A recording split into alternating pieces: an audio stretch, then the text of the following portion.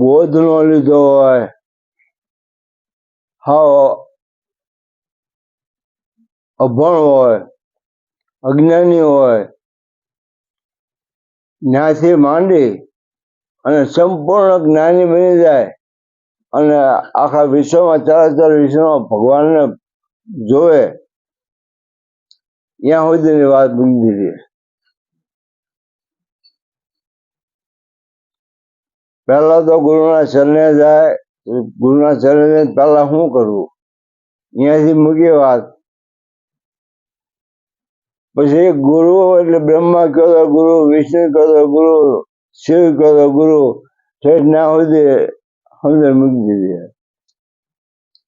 બધું એને ગુરુમાં દેખાવા મળ્યું ત્યાં સુધીની વાત. પણ જો વ્યક્તિ શબ્દ એક એને અનેક ધારા એનું વર્ણન થાય. શબ્દ એક, ધારા અનેક. વાત એકની એક જ હોય પણ એની વ્યાખ્યા કેટલી પ્રકારે થાય. કોઈ કે આમ છે, કોઈ કે આમ કે, કોઈ કે આમ છે. પણ વાત સાચા ગુરુની સંતે મૂકી કે સાચા સદગુરુ ભેટતા જીવ શિવ બની જાય. રામાયણ છે, મહાભારત છે, ઉપનિષદ છે, અર્થવેદ, અજુર્વેદ, સામવેદ, ઋગ્વેદ, દેવી ભાગવત, શિક્ષાપતિ, વચનામૃત, કંઈક શાસ્ત્રો છે. પણ શ્રેષ્ઠ અને પહેલો નંબર જો હોય તો ગીતા. ગીતાની હારે એક જ તત્વજ્ઞાન આવે નહીં. તત્વજ્ઞાનમાં પહેલો નંબર હોય તો ગીતાનો. ગીતામાં લખ્યું છે જીવ, પછી થોડો ઉલટો કર્યો, પછી વાંહે લખ્યું આત્મા. જીવ છે એ જ આત્મા છે, પણ એને ખબર નથી હું આત્મા કઈ રીતે છું. ત્યાં સુધી જુદી છે બધે ભ્રમ્યા કરે, ભટક્યા કરે. જીવ ઈશ્વરને ઓળખવા ભટકે અવનીમાં. સાચા સદગુરુ ભેટતા કે જીવ છે એ શિવ બની જાય. ઘણો બધો લાંબો બોધ કર્યો ગુરુએ. આમ છે, આમ છે, આમ છે, આમ છે, આમ છે. પછી છેલ્લે બધું એક ક્ષણ લાવી મૂકી કે હવે આ સિવાય કાંઈ છે નહીં, જે છે એ આ જ છે.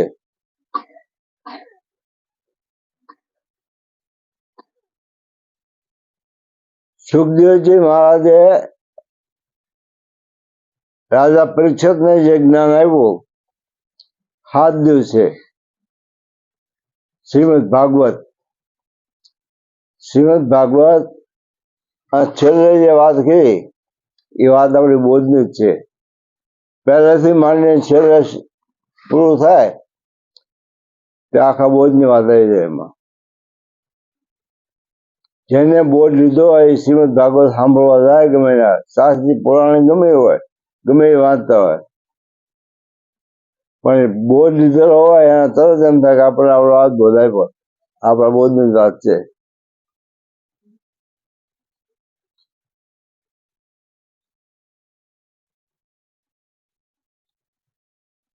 સંતો અને મહાપુરુષો ખૂબ મહેનત કરી ગયા. ખૂબ રાત કે દી નો જોયું, ટાઢ છે, તડકો એ નો જોયું, ડુંગરા છે, ખાડા છે, હારો માર્ગ છે, વિંધિયાળો એ નો જોયું.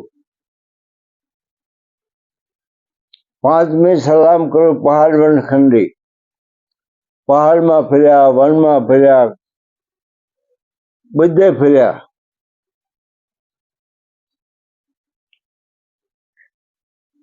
બધે કરવાનું તો બાકી.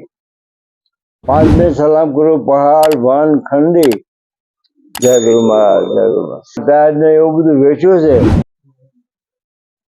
પછી છેલ્લે વાત એ મૂકી કે શરીર વેરાય અને સેવા કીધી તો કે 5 મિનિટ સલામે લીધી. 5 મિનિટ સલામે લીધી ગયા સંતો. એમ વાત બહુ મુદ્દાની છે, શ્રીમદ ભાગવતની છે અને વાત આપણા બોધની જ છે.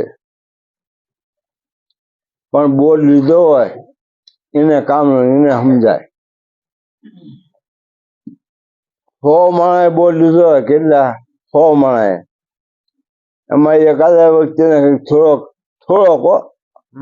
થોડોક ટપો પડે હોમાં.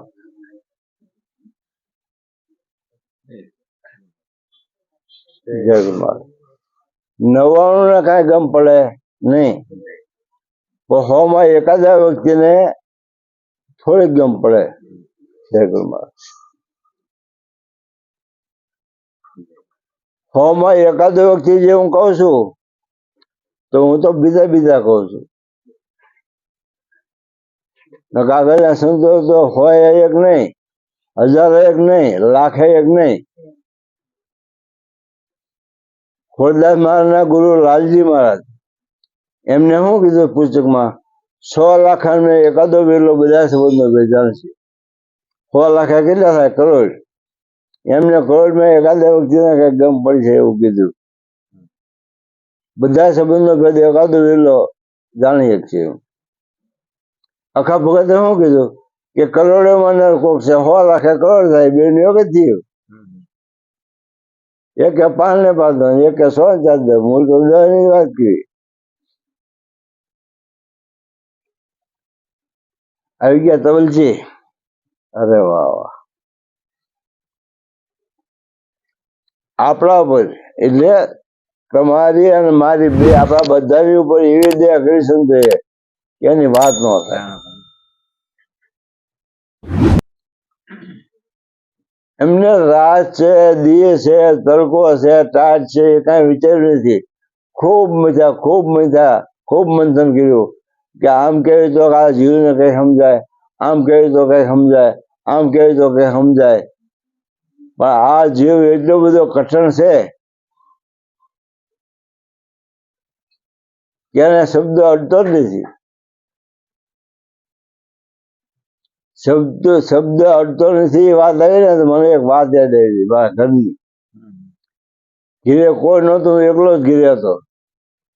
મેં ટીવી સાપ પાડી, એ ફિલ્મ આવતું ટીવીમાં, મને મજા આવી જાય. ઘરમાં જોયું તેમ ફિલ્મમાં એક મેન હીરો મૂક્યો. એ મેન હીરો હતો ને, એ આ બંગલા પછી ઓલા બંગલા પર ઠેકી જાય, એ પછી ઓલા બંગલા પર ઠેકી જાય. મારા ડાકુ, ચાળે ડાકુ, ગોળીઓનો વરસાદ એટલી ગોળીઓ મારે બધા ચાળે. પણ કોઈને ગોળી ગામ આવ્યો ને ઠેકી મકાન ઠરતો ઓલા મકાન પર. મેં કીધું આ બંદૂકની ગોળીઓના કામ નથી આવતા, એ શબ્દોના કામ આવે. મને આમ તો જો કે બંદૂકની ગોળીઓ વરસાદ છે, એટલી ગોળીઓ. બંદૂકની ગોળીઓના કામ ન આવે, સંતોના શબ્દના કામ આવે. એટલે ખરેખર હરેક સંતની વાણી આપણને ક્યાંક લઈ જવા માંગે છે. કોઈ આમ વાણી કીધું, કોઈ આમ કીધું, કોઈ આમ કીધું. રાગ ફરી ગયા, શબ્દો ફરી ગયા, પણ કહેવાનો હેતુ કોઈનો ફર્યો નહીં. પછી આખા ભગત હોય, તિકમ સાહેબ હોય, ખીમ સાહેબ હોય, જીવન સાહેબ હોય, પાણ સાહેબ હોય, ખીમ સાહેબ હોય, રવિ સાહેબ હોય, ગમે કબીર સાહેબ હોય, પણ બધાનો કહેવાનો હેતુ આ ઠેકાણે લઈ જવા ભાગે છે. એક ઠેકાણે વાણી ભલે બધાની અલગ અલગ હોય, શબ્દો અલગ અલગ હોય, રાગ અલગ અલગ હોય, ધોળ હોય, કીર્તન હોય, કે ભજન હોય, કે ભેરી હોય, કે રામગરી હોય, પછી બધાનું કહેવાનું એક ઠેકાણે લઈ જવાનું. અહીં આવો.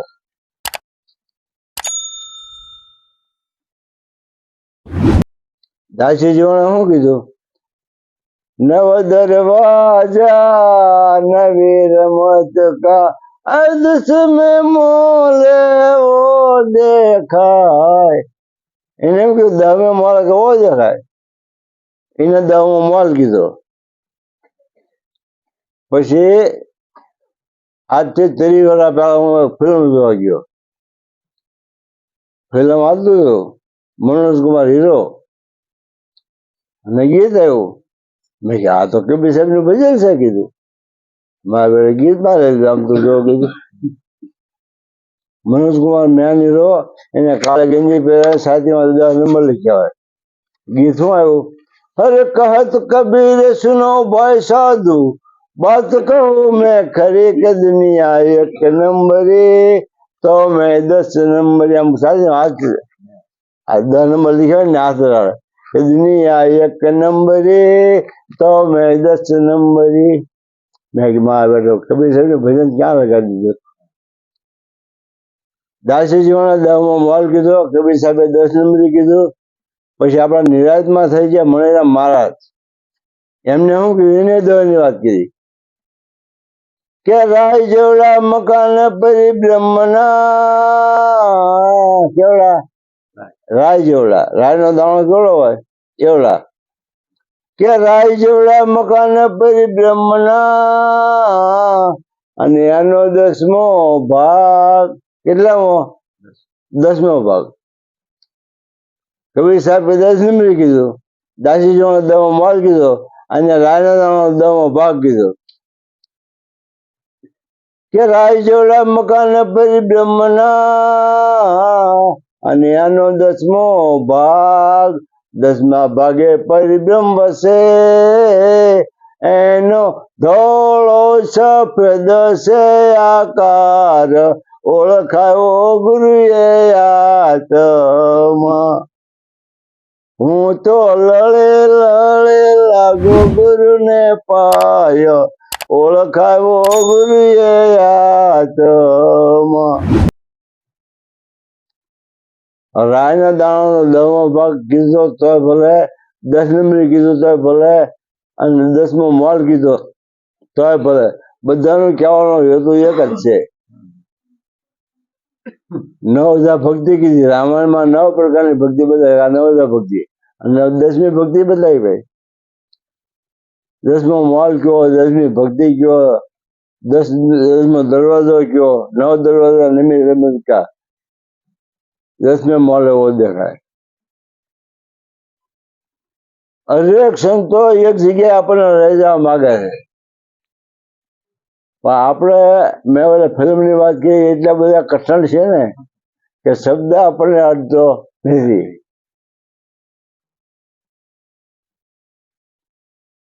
હવે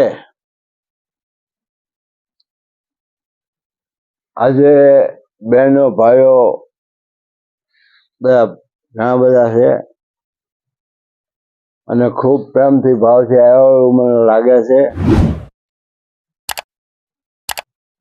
તો પદ બોલું છું પાછા બધા પ્રેમથી ભાવ છે ને બોલજો બોલો સદગુરુ